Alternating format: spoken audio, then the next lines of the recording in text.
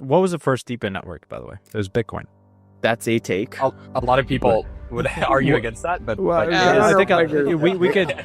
This is what we're here for. Let's go. The initial version of DePIN may have been incorrect, which is launch the token, then get to PMS, and then you have utility. People try to stretch DePIN into like all sorts of categories. I think at the end of the day, what I've realized is like there's so many interesting things going on that you don't need to. Like there's so many cool things that are going to emerge and that'll create their own communities, and the DePIN community is kind of massive already. So like I really think about it in terms of physical infrastructure being incentivized. Doesn't necessarily have to be in a crypto native way. You know, in that sense, DePIN is an asset class. If your business model relies on coordinating behavior changes among groups of people and also coordinating huge amounts of capital to catalyze some new activity or infrastructure in the world, then building it in on-chain capital markets on crypto rails is really the only way to do that today. A lot of the same things that you do as an investor, you have to have as a builder. And this really one thing that you need to get really right is inspire smarter people to come join you in the mission.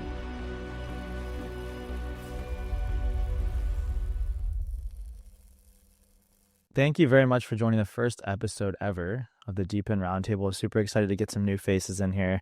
So it's Mahesh and I, as usual. Mahesh is a co-founder and investor at EV3. And then we've got Jason from Daylight, which is an energy DePIN, and Santi from Inversion Capital, which is I'll call it a crypto native PE firm that's looking to use DePIN behind the scenes to really drive a lot of operational efficiencies and change the game as it relates to crypto adoption. So guys, super excited to have you here. Thanks for joining. I want to do a quick kind of roundtable on like what's been up with the gang, what's everyone been up to. So Santi, let's start with you. I saw you were just on stage in Dubai at Token giving a bunch of big talks, mostly centered around crypto adoption and Inversion Capital specifically. So I'm curious, just like general takeaways from the conference. Were people bullish or bearish? And also what's the latest with Inversion in terms of where you guys are at in fundraising and hiring and building everything out? Yeah, definitely. Thanks for having me on, guys. Look, I think the theme, we're in this like very interesting time in the crypto as an industry where I actually think people outside the industry, non-crypto natives, are vastly more excited about what this technology is going to do to their businesses. I mean, every day, just today, right? Like you have Stripe announcing obviously the Bridge acquisition, but how they've integrated, Coinbase, like the X was a 402 standard.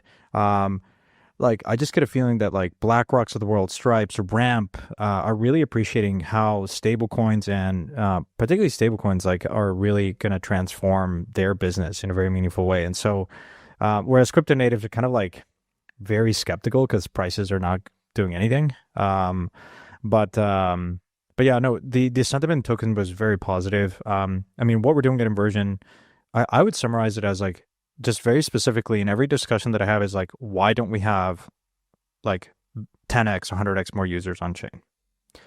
Because if you invert and you say, if the product is that compelling, if someone just heard that and say, they're going to immediately say, if stablecoins are really room temperature semiconductors, or if what you're doing on the DePIN side is so transformational, why is it that people haven't really used it as much?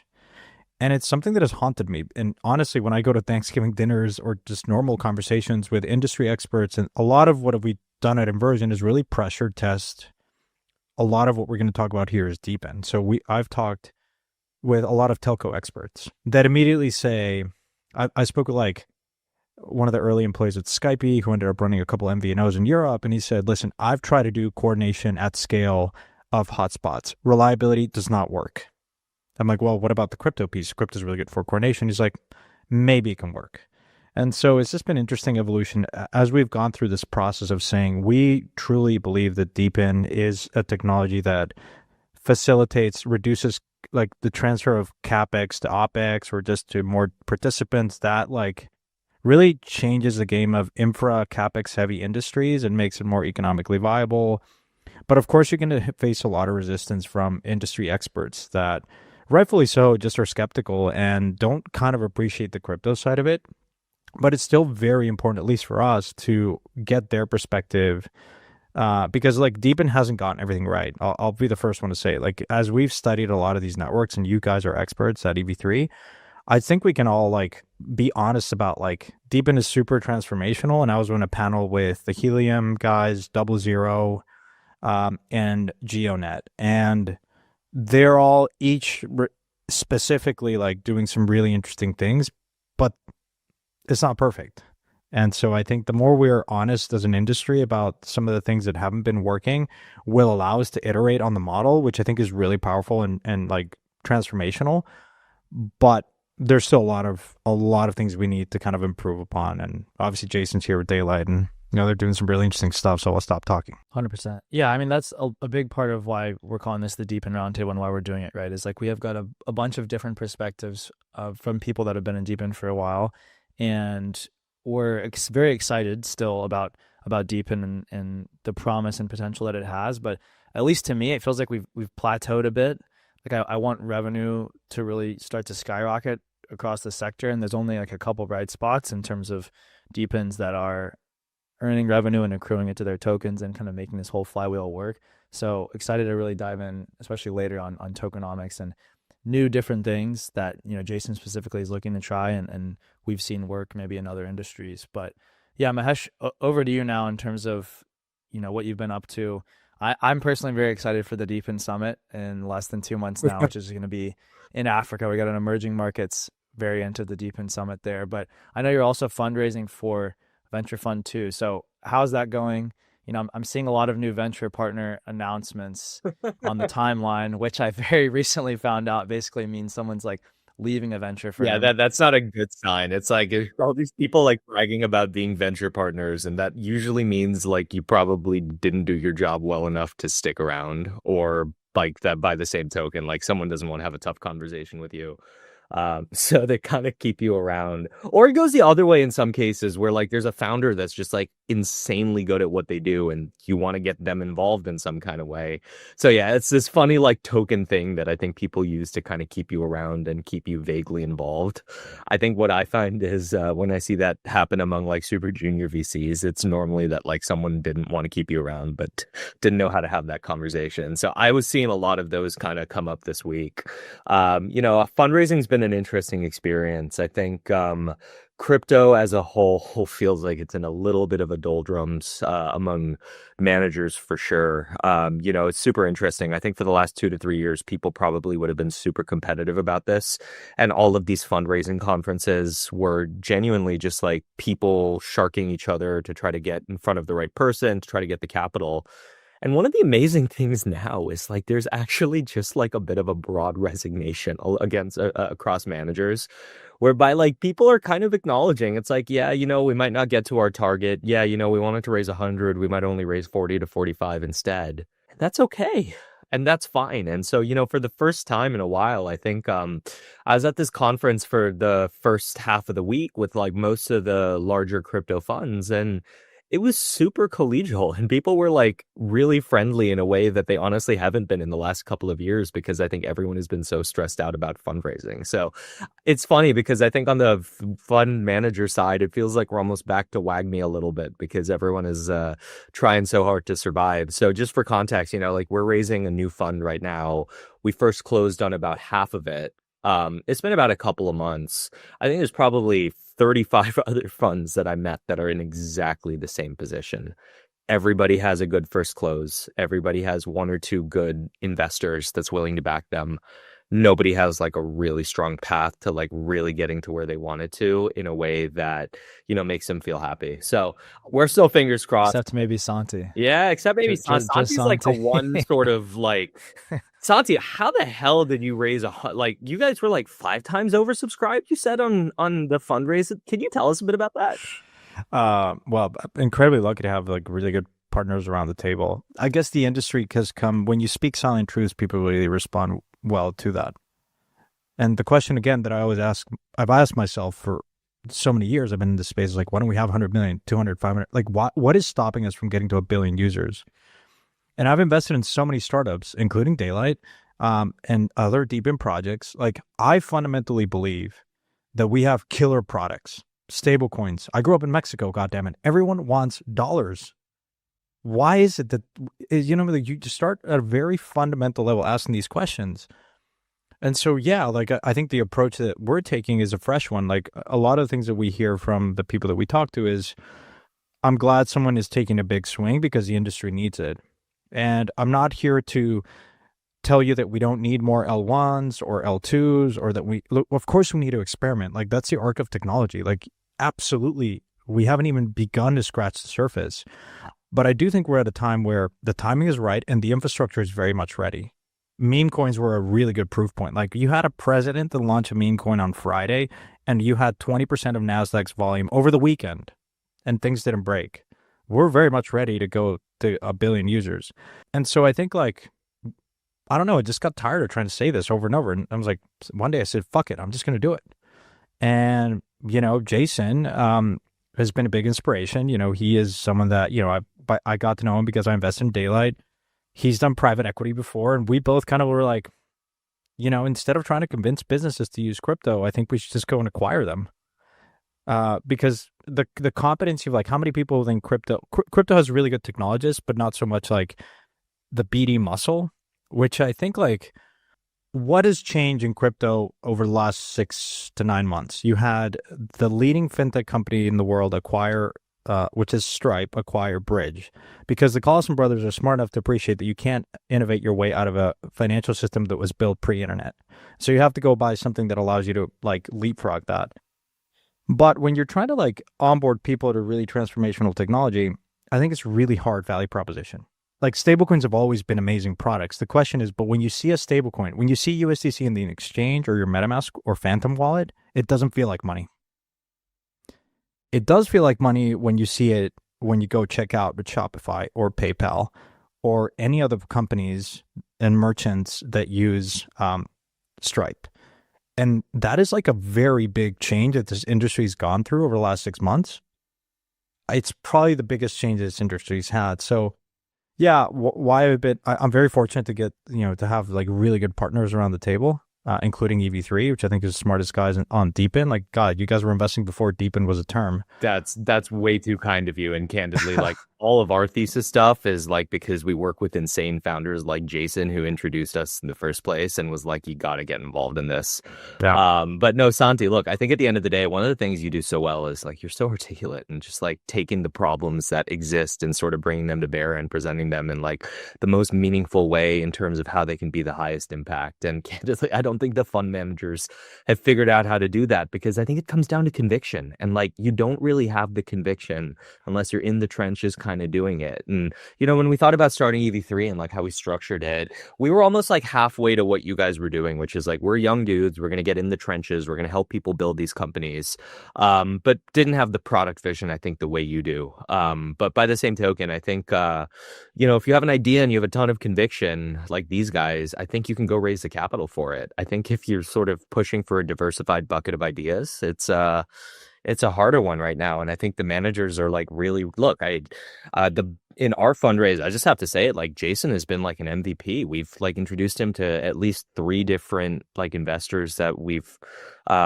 closed. And candidly, like, that's what it comes down to today is, like, you have to play a collaborative game. You have to get all sorts of people involved. And, amazing founders are kind of the lifeblood of the industry at the end of the day. So, Santi, I'll kick that right back to you to say that you had nice things to say about us, but we've learned everything we have from people like Jason and Neil and Andrina, and I mean, there's just so many of them. Yeah.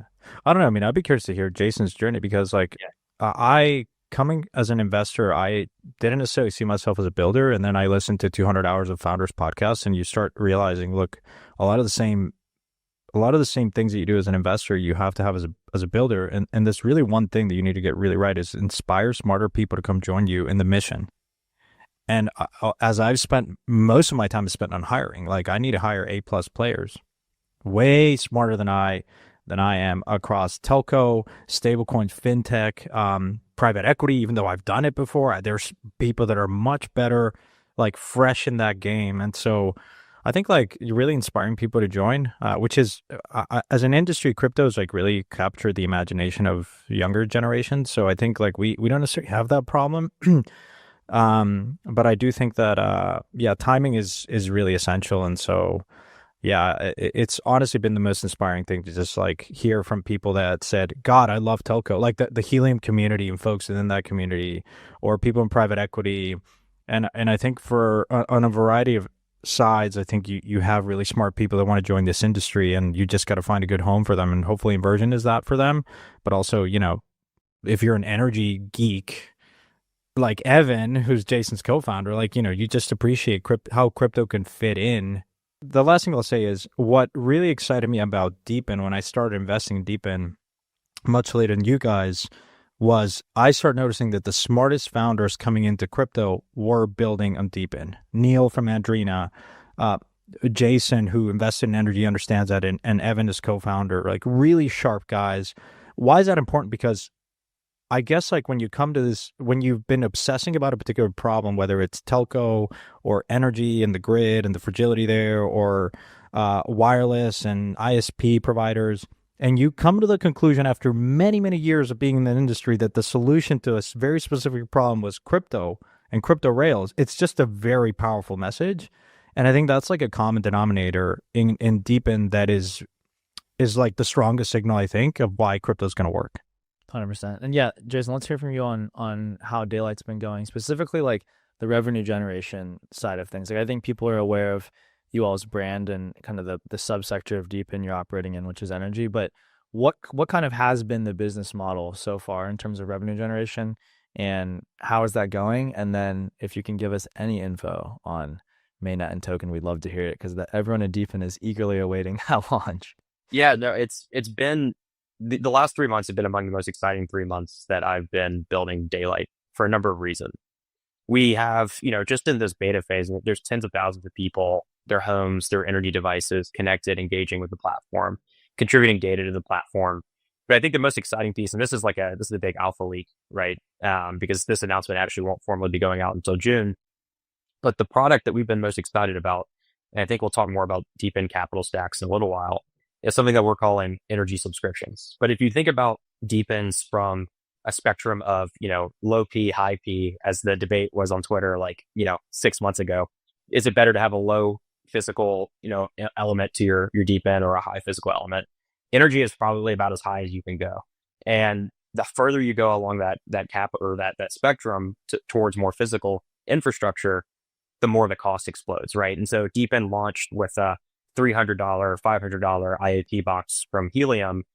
And now at Daylight, it's a $30,000 generation and storage system that goes onto your home. And that doesn't scale the same way that Helium scales. And you have to think about this thing from first principles.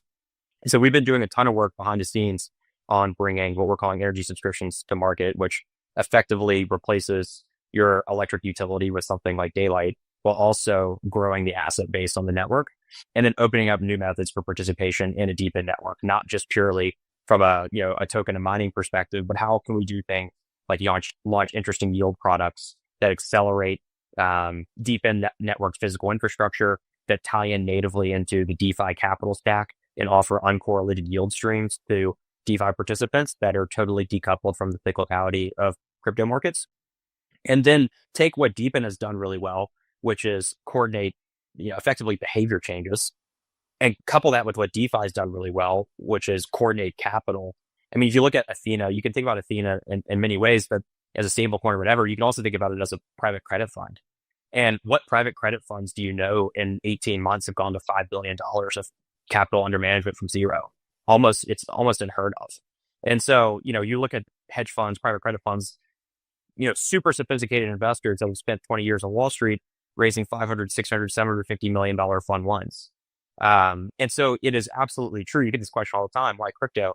But if your business model relies on coordinating behavior changes among groups of people, and also coordinating huge amounts of capital to catalyze some new activity or infrastructure in the world, then building it in on-chain capital markets on crypto rails is really the only way to do that today, in my opinion, to scale this fast you possibly want to scale it. And so that's why it's been so exciting for the last 3 months at Daylight, because we've gone from, what was an idea on how we scale infrastructure on our network 9 months ago to something that is really coming to the market very, very soon in an exciting way.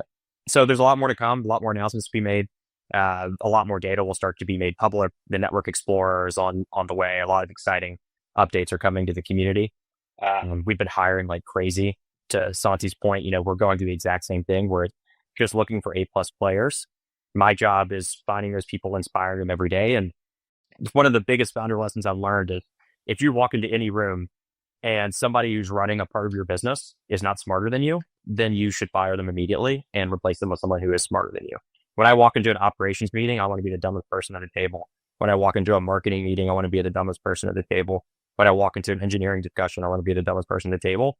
And with the amount of kind of personnel growth we've done at Daylight over the last, call it 2 to 3 months, every table I walk it to and sit down at, I feel like I'm no longer the smartest person, which is just a fantastic feeling because that's how you know you have A+ talent around the room. So it's been an exciting 3 months. The next 3 months, I think, will be even more exciting. Yeah, what are you guys up to headcount wise roughly? Have you hired a bunch recently? Yeah, we are at 21 now. Nice. Full Like, I time. mean, more of the team. I know Yeah. like 2 of you guys, but that's awesome. And then just to double click on revenue, like I remember, I think you said before at conferences, like you don't want to launch a token or mainnet until you're at a certain amount of revenue to where it's like very sustainable and also very meaningful, right? We don't want like another DePIN that's in the 6-7 figure kind of revenue accruing to the token range. So sure. is there like a cutoff or a goal for you to get to revenue wise first? And then also, like, I'm assuming that the homeowner is kind of the customer, but what's your deal to them, right? Like, why are they paying you? What kind of services are you offering from day one? Yeah, I think from day one, right, if you think about an energy subscription, and again, a lot more will come pretty soon, but the pitch to the homeowner is that you've been paying more for less. So since the 1980s, blackouts in the United States are up 10 times. So there's 10 times more blackouts today than there were in the 1980s. The rate of your electricity bills they've grown faster than the rate of inflation. So you're paying more for less from this old archaic infrastructure. And with an energy subscription, you're going to be paying a discount to what you're currently paying. So your power is going to be cheaper, and you're going to have backup power built in from day one. So regardless of what happens on the grid, you're protected. And you're also contributing to a broader network that's generating value together at the network platform. That's a super compelling pitch that, frankly, every person in the United States should be signing up for. But to your earlier question, Connor, yeah, I think, we obviously won't commit to anything around like when or if a token, will drop. But I think in general, you can just look at DePINs and see, you can look at the crypto markets in general, right? What are the best performing tokens outside of Bitcoin this year? It's Hyperliquid and it's Maker. It's the 2 projects funding the biggest, largest buybacks. I think if you want to launch a token in today's market, you need to have a differentiated fundamental opportunity for liquid funds and investors to underwrite. And what is that number? It's probably in 8 figures of revenue if you wanted to underwrite that with rapid growth, just like a traditional tech startup. So do you think all the people that are launching tokens super early and just trying to get it out are making mistakes? It's an interesting question, right? And this is like a question like kind of at the heart of DePIN today. I think it very much depends on your model and the infrastructure you're trying to incentivize. But what's interesting is you look at Helium, right? Helium is in a fascinating place right now. It is absolutely exploding in terms of coverage, in terms of usage, in terms of revenues. I've heard private estimations of all the different revenues that you're going to be tapping into. And Ariel from HiveMapper actually tweeted earlier today, if you take a look at the timeline, that if Helium was a private, quote unquote, private company without a token, it would be valued in the billion. I think that's probably right, given where they are in their PMF trajectory and what's actually going on. What's interesting is they've never really seemed to have hit this level of escape velocity and new coverage coming to market and user growth on the platform. And it's all being done, which is basically, scroll down, Connor, to like the chart of hotspots. Yeah, look at hotspots deployed, just total step function, as well as subscribers. And they're 85% of their tokens have been deployed at this point. And so what this actually proves to me is that the initial version of DePIN may have been incorrect, which is launch the token, then get to PMF, and then you have utility. They're showing the fastest growth in the history of Helium on both the supply and demand side when they're almost done with their token incentive platform. And it's because they finally gotten to the point where they've delivered something exceptionally amazing to the market on the product side. They have a beautiful, amazing subscription platform on the MVNO side. They have amazing tooling on the MNO side for offload. And that's just growing the network much further than the token could have. So I think there's this consideration now, if you're a DePIN project, do you lead with something that's an amazing product and an amazing demand side of your network that just gets people there for the product? And then you use your token to supercharge your growth and super scale your platform rather than using it at the beginning just to get started. There may be an actual, to Santi's what Santi always says, there may be an inversion of the DePIN model that we're seeing, which is actually build a product, then launch your token to embed loyalty, network effects, and super scale and hyper growth in a way that no traditional company can compete with you on. That may be the new model that we're seeing emerge. Yeah, I mean, we've studied Helium a lot, right? Because we would say, okay, very encouraged. We're looking at it when they had like 21,000 hotspots. That was like last year. And you're like, okay, that's where carrier offloading started. And you're like, there's something here that is interesting. And of course, they didn't get it perfect. To Jason's point, like there's a lot of things that Helium perhaps now is cleaned up. The dual token structure kind of never really works.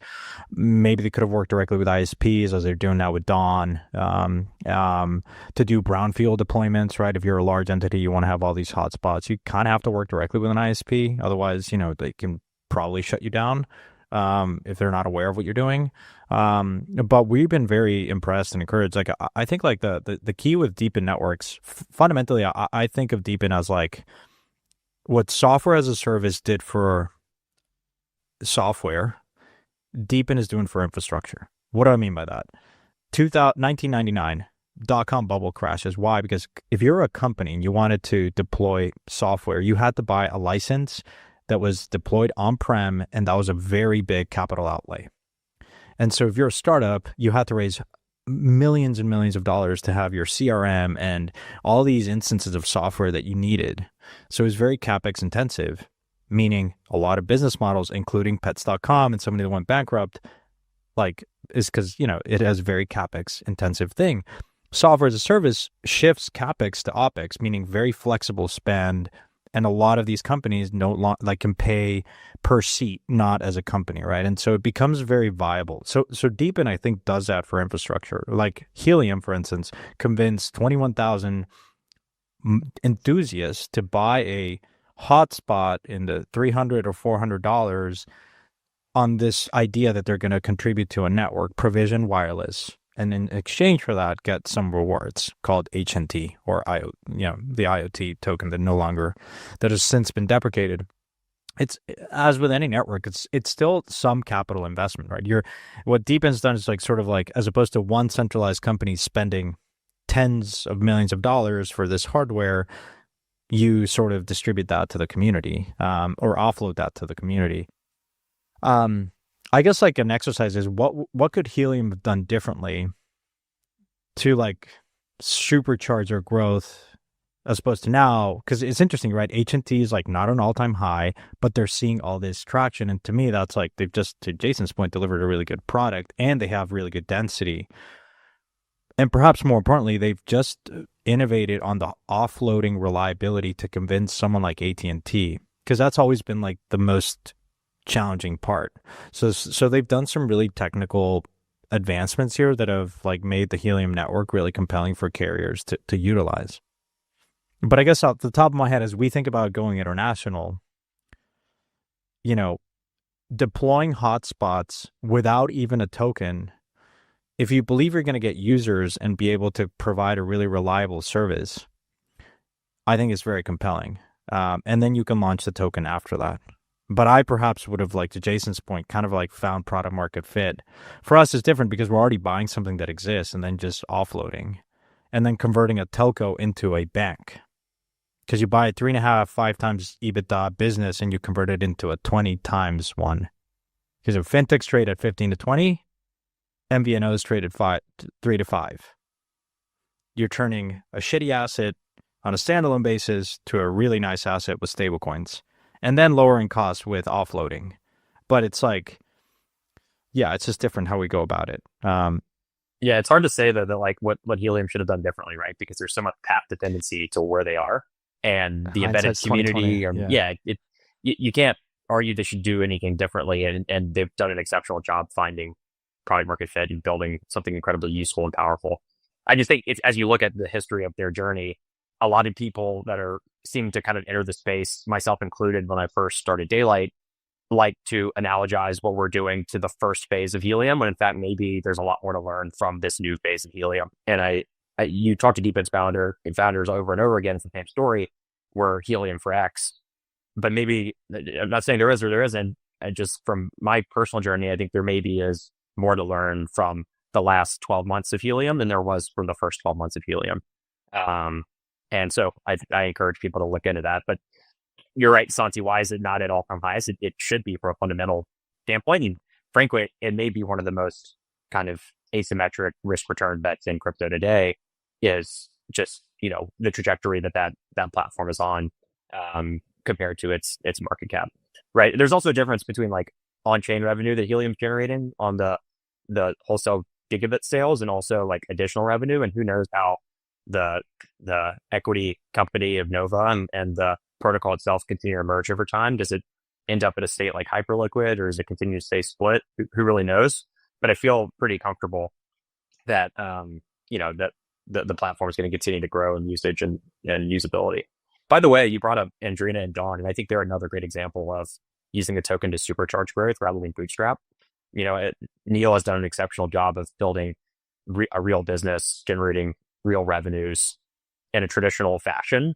And now he's going to absolutely supercharge growth and loyalty and stickiness with Dawn in the next phase of Andrina. So I think a lot of great entrepreneurs are starting to recognize this pattern. Yeah, no, it's. I think you hit the nail on the head. It's a fascinating place because, I mean, confidentially, you could probably find this on Twitter if you looked. The Helium guys, it looks like they might be doing more than $50 million of revenue if you look at like their mobile business plus their offload business and everything. That's fucking substantial. But I'm sure you could back into it just on the prepaids alone that they've added, right? Well, so Amir tweeted something. If you go and look through his replies, you might find something. Right. No, just look. I think it's super interesting because I actually think the biggest thing that's holding Helium back is the biggest thing that's holding DePIN back as a whole, which is just like the perception of complexity, which is that like you have this big asset, it does revenue, you're not sure where that revenue is going. Does it accrue to token holders? Does it accrue to equity holders? I think you have a bunch of VCs from like the last cycle that invested in this thing that don't know the answer to that question. So they just like every time they have an unlock, they press the sell button. And you just have like this cascading downturn of these VCs that don't understand the asset that are trying to sell it. And that's a good question, Mash. How should going forward DePINs think about the tension between equity labs and token? No, look, you hit the nail on the head to begin with, which is that Helium probably didn't have a choice because today you could bootstrap a network like this with stablecoins if you have the demand already. You can bootstrap it with like a partial equity incentive as well. But like Helium kind of didn't have a choice because everyone was doing proof of work back then. Like this was before ETH even moved to proof of stake. And there was kind of one way to build these businesses. And I think you take what you can get in those kinds of situations and you build it. I think if you were starting again from scratch now, I think you'd build it in a way whereby if you have these big demand pools, use stable coins to fill a fair amount of your proposition and then maybe tokens to fill the rest. And so what do I think Helium is going to do now? They're going to have to figure out how to like combine the equity and the token, I think, in some kind of way, because the clean way to think about this is, there's a network and an operating business, and the operating business becomes the first client of the network. So then the network kind of takes like a piece of revenue into perpetuity for providing a service. In Helium's case, 1 gigabyte of bandwidth that gets paid 50 cents. And then the operating company buys that bandwidth for 50 cents and then sells it to another customer, in this case using a phone plan.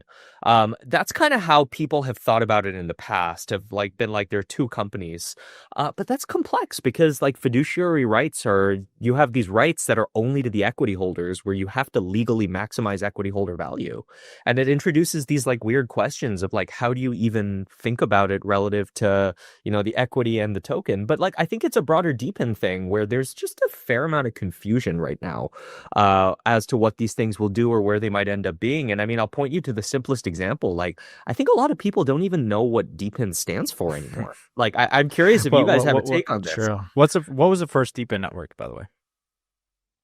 It was Bitcoin. That's a take. A lot of people would argue against that, but I think we could This argue. is what we're here for. Let's go. In the sense of like, we had to make it a bit more controversial, right? Because we're all agreeing each other. Here's where I come at it, which is, or Filecoin, but like Bitcoin, people are no different. Filecoin, okay, but no different than Bitcoin. Like what you have, I think the problem with these proof of work networks is that there's always constant sell pressure by someone that needs to recoup the capex. You're buying ASICs, you're buying hotspots, you're buying equipment to mine something that you think is valuable, but you have as an economic actor, you have an incentive to recoup that capex and then make a profit. And so that constant sell pressure is just inherent in proof of work networks. Like Bitcoin actually very impressively was able to like reach some sort of escape velocity, meaning Bitcoin became like digital gold narrative and is the perfect meme. And so you kind of broke away from that, but miners are constantly selling into the market. The way I think about how to make, so the question is, I think if you're a DePIN project, that's always, how are you going to find supply sinks? There's always supply that comes live, depending on what your schedule is. You're going to have to find people or ways that gets absorbed into the market, because price does matter. It computes into these decisions of all the different actors and constituents. Manesh, you mentioned like the way I think about inversion is we actually make a DePIN network like Helium far more resilient because we're another client, because we have an MVNO, right? And we're absorbing that. And why is that the case? Because when I do the math of like buying an MVNO and cutting cost by offloading, again, the math that you articulated is Helium because the network guarantees you 50 cents per gig. That is vastly more economical than buying from a MNO like AT&T that is going to charge you $1 or $2 or maybe more. And so that's like very compelling if you're an MVNO. I don't care what the price of H&T is. So the way we thought about it is we're going to buy all these hotspots, deploy them in a place like Mexico, do a massive brownfield deployment. It's a $10 million capex investment, so to speak. Right? The business, if you buy an MVNO of scale, is spending maybe $200 to $300 million of data because it's buying at $1 or $2. The larger the MVNO is what I'm trying to say, the more costs that you can reduce. And so you have to factor that in. It's what is the capex investment? I'm going to make a $10 million capex investment, but I'm going to save $100 million year one because I'm able to offload. All I care about is the network reliability and the price per gig. And so I don't even, yes, I'm mining the H&T because I own these hotspots, but I don't care if H&T is at $1, at $5, or $10. In fact, I don't need to sell H&T because I'm recouping the capex because I operate a business that uses the network. And I think like having I'm obviously tuning my own horn, but having inversion as an operator of hotspots, but also more importantly as a MVNO using the network, I think makes the Helium network, like you just absorb a lot of the supply without having to sell it. And I think that strengthens the composition of a DePIN network like Helium. Jason, I don't know if you've thought about like supply sinks. There's like two pieces to this, Santi, right? Where like you are filling in your own brownfield infrastructure. And then there's the question of, okay, if you're the client that's using that infrastructure, like why do you need Helium at all? Because you could just deploy it and you can just use the infrastructure you deployed yourselves. I think the question, I think the answer, right, is on Helium, the ROIC of that equipment is not just your own internalized or your own internalized OpEx reduction, right? Other people can also roam onto your infrastructure and use the infrastructure you've deployed.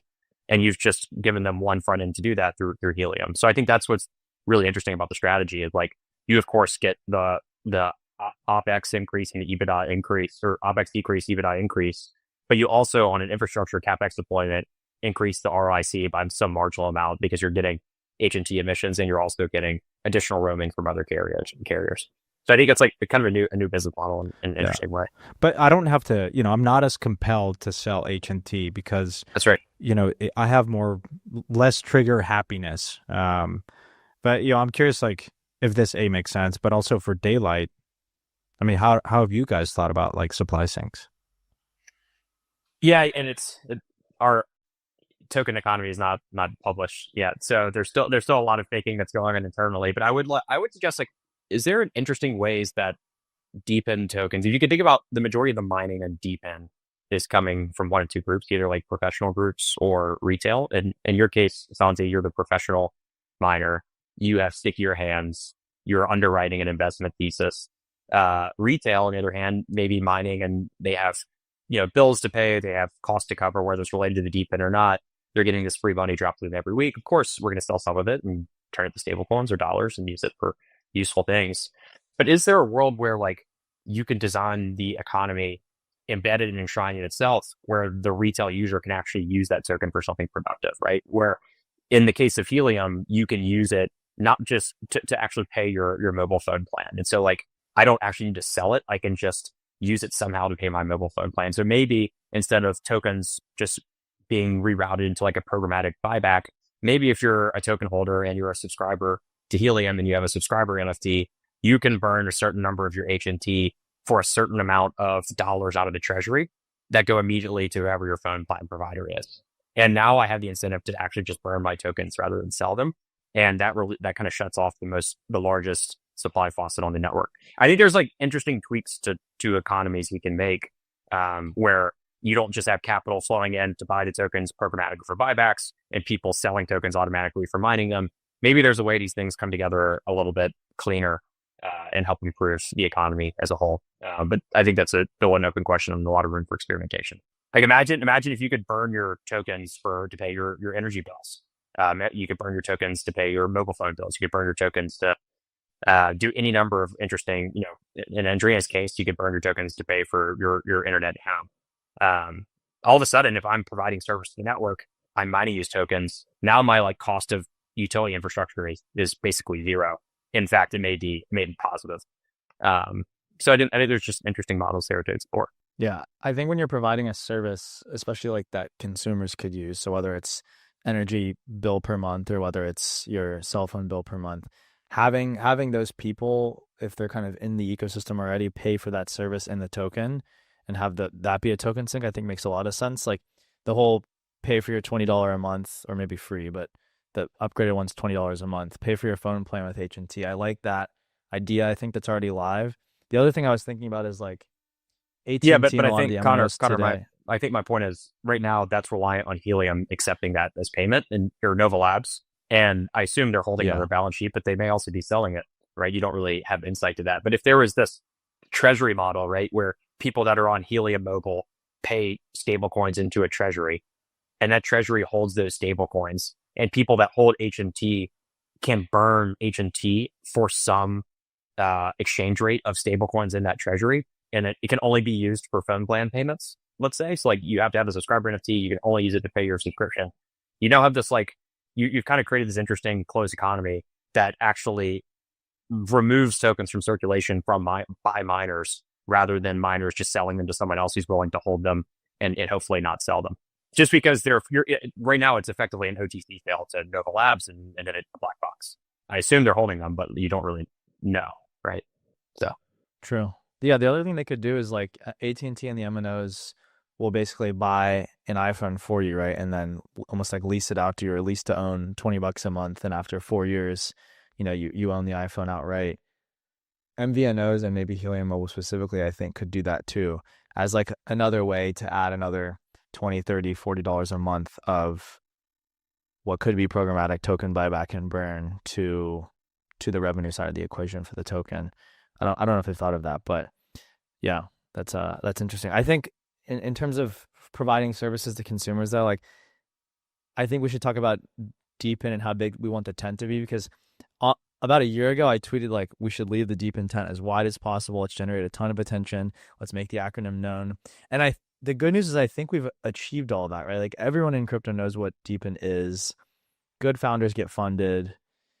I think it's probably time to narrow the scope a bit. And Santi, I feel like if we include Bitcoin and DePIN, it means everything is, right? I think I've heard someone say like, machines that are distributed around the world that are networked together that are providing a service that is not blockchain consensus is one definition for DePIN. I'm curious what you guys think about that, and also if we should only have something be called DePIN if it's providing like a service or a product in that localized geographical area, or do we want to include data storage and compute DePINs where it doesn't matter where the node is, but it's still contributing? What do you guys think? Maybe I'll start there because honestly, a bit of a mea culpa. I think, EV3 does this thing every year where we publish a state of DePIN with Messari. And this year we included virtuals in that part. It was like a conversational oversight, but partially on both ends. And I think that created a bunch of confusion. So like, I actually think we need to bring it back to sort of focus on like, what is DePIN? Like vertically, it is just like the incentivization of physical devices that largely have a hardware element, could be a robotics element or a machine element, to build out some sort of resource network or service that doesn't exist today. And, people try to stretch DePIN into like all sorts of categories. I think at the end of the day, what I've realized is like there's so many interesting things going on that you don't need to. Like there's so many cool things that are going to emerge and that'll create their own communities. And the DePIN community is kind of massive already. So like I really think about it in terms of physical infrastructure being incentivized. Doesn't necessarily have to be in a crypto native way, but in that sense, DePIN is an asset class. And there's tons of businesses in tons of different ways that can be structured to be a DePIN. I don't know if I agree with Santi on Bitcoin, but it's a hot take for sure. But maybe I'll leave it there. Jason, what about you? We haven't heard your thoughts yet here, but I know you've had some very spicy takes about the DePIN sector, the acronym. Should we rename it? Should we narrow the definition? What do you think about all of this? I think first off, in an industry of terrible names for things, DePIN is among the worst, if not the worst. It's just a really... It used to be worse. TIPIN was worse. But, yeah. Shout out Mike. Thanks, Mike. TIPIN, the original. Yeah, DePIN's rough, man. It's a rough term. But I also think that it's everything that is not DeFi or like an NFT platform is now lumped into this DePIN category. It could be consumer. It could not even have a network tied to it, right? Like Kaido, a DePIN, like it's just everything is just labeled DePIN for whatever reason.